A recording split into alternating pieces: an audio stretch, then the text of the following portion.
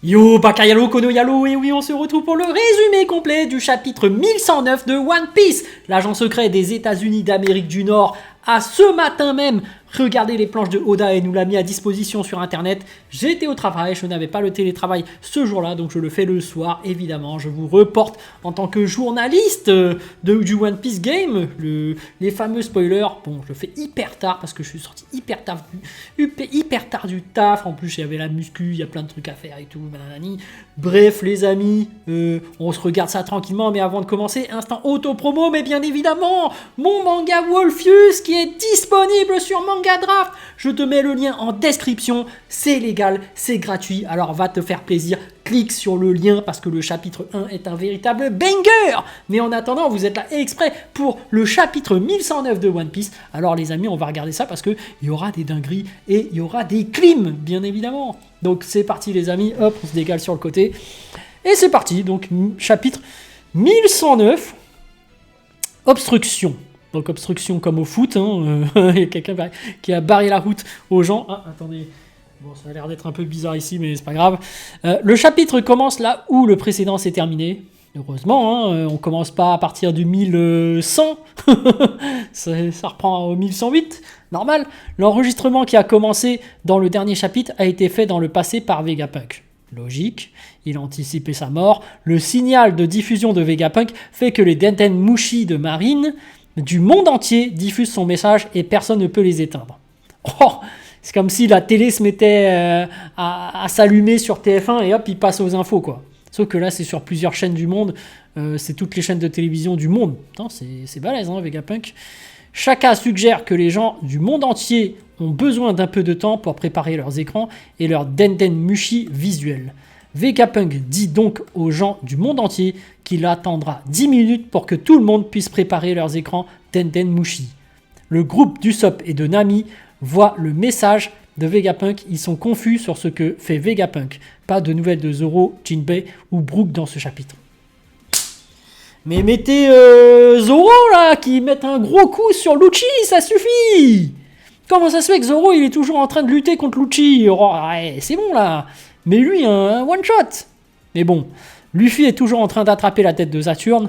Ok, il est en train de le broyer peut-être. Les 4 membres du Gorosei à Marijoise parlent à Saturne. Il semble qu'il utilise une sorte de télépathie, probablement liée à leur pouvoir. Non! Une sorte de télépathie.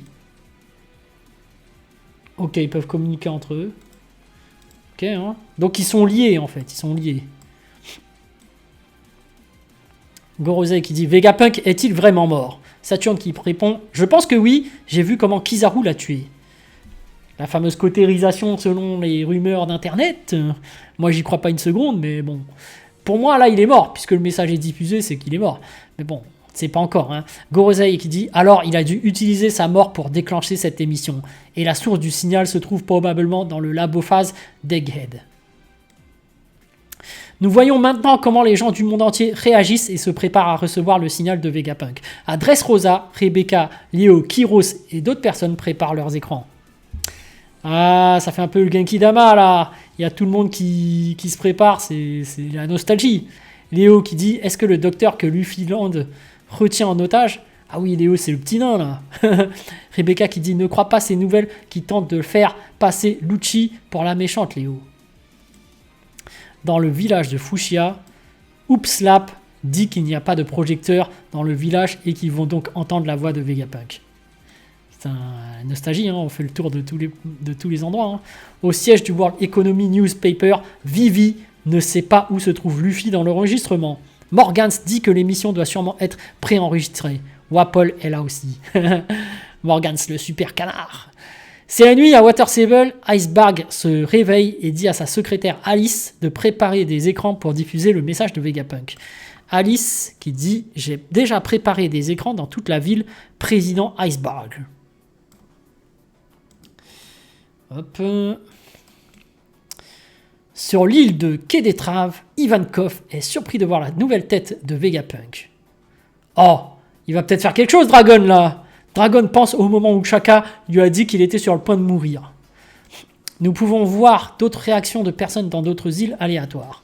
Retour sur Egghead. Bon, il va rien faire comme d'hab, hein, Dragon. Dragon n'y fait rien.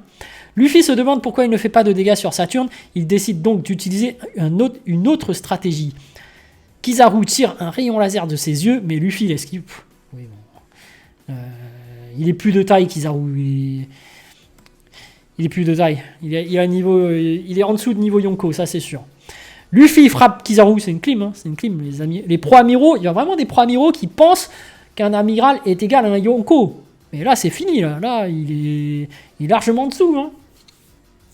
Luffy frappe Kizaru et Saturne avec ses mains géantes, utilisant une attaque très puissante appelée Gomu Gomu no Dame Cymbale, et les transforme en sorte de papier plat. Ils ont aussi des étoiles qui tournent en rond dans leur tête. Ok, c'est les pouvoirs de Luffy. Voilà, hein, ça sert de son imagination. Luffy attrape Kizaru et Saturne, écrasés, et les jette tous les deux à la mer. Kizaru frappe un cuirassé et on le voit s'allonger dans le navire. Mais c'est quoi le Gear 5? C'est trop puissant. Cependant, Saturne revient comme un boomerang et attaque Luffy avec ses jambes. Saturne est plus fort que Kizaru là. Saturne utilise une technique similaire à celle de Luffy, Gomu Gomu no UFO. Luffy esquive l'attaque, il est en colère lorsqu'il voit que Saturne est indemne. Luffy, quoi? Pourquoi ne subit-il aucun dommage après tout ce que j'ai fait? Ok, il se prend plein de coups, mais il a rien. Il peut se régénérer et tout. Les 4 membres du Gorosei reprennent contact avec Saturne. Gorosei qui dit « Saturne, nous n'avons plus le temps, nous ne pouvons pas laisser Vegapunk parler. » Saturne qui dit « Je sais, alors je vous appellerai tous. » Des éclairs noirs apparaissent sur l'île d'Egghead. Le marine qui voit ce qui se passe depuis les cuirassés sont en état de choc. Dans la double page finale épique du chapitre, Saturne touche le sol et 4 cercles magiques géants apparaissent autour de lui. D'énormes flammes noires sortent des cercles magiques. Luffy est en état de choc. Ses yeux sortent de leur orbite. C'est le Gear 5, hein. Qu'est-ce que c'est que ça? Sanji, portant Vegapunk, observe avec la stupeur les flammes noires qui apparaissent là où Luffy se bat. Et Sanji qui dit « Ces choses étaient déjà là quand l'araignée est apparue. » Message de l'éditeur, les étoiles se rassemblent. Putain. Et là, en fait, j'avais vu qu'il y avait une invocation comme dans Naruto. Saturne a invoqué les 4 autres membres du Gorosei. C'est hallucinant, ça. Il y a un mystère par rapport au Gorosei. Moi, je pense que ça fait comme dans Naruto. C'est-à-dire que si Saturne, il est immortel comme ça, il se régénère, peut-être que c'est pas son vrai corps. Peut-être que ça fait comme Pain, tu vois. Pain, en fait, il y avait un vrai, et les autres, c'était des corps commandés à distance. Peut-être que eux, c'est un truc du genre. Ils ont chacun leur esprit qui sont connectés entre eux, mais leur vrai corps, c'est pas ceux-là. Et peut-être que c'est Im-sama le vrai corps. Attention, je balance ça comme théorie, mais j'en sais que dalle. Mais voilà les amis, en tout cas ça promet du lourd hein, pour la suite, parce que là on a carrément les 5 membres du Gorosei qui débarquent. Alors là, Luffy, s'il s'en sort, c'est incroyable. Mais peut-être qu'il y a une astuce justement dedans. Peut-être que ce sont 5 faux corps, et que le vrai c'est Im-sama. Du coup, en fait, peut-être qu'il suffit de rompre la connexion. Ils sont connectés entre eux, on dirait. Il y a un bail bizarre par rapport à ça. Mais en tout cas, Kizaru, il est plus à haut niveau. Kizaru n'est pas le niveau d'un Yonko. Alors, est-ce qu'il est au niveau supérieur d'un commandant? On peut dire que Ryo Sensei a dit qu'il était niveau Y5. Ça s'y rapproche. Hein. Je pense qu'il a le niveau de Zoro, peut-être. Hein. Donc, non, il avait dit niveau commandant. Bon, ça inclut les YC1 dedans. Donc. Mais voilà. J'espère que cette vidéo vous a plu. Sur ce, je vous dis donc à plus dans le bus, ou plutôt à plus tard dans le car, ou plutôt à bientôt dans le bateau.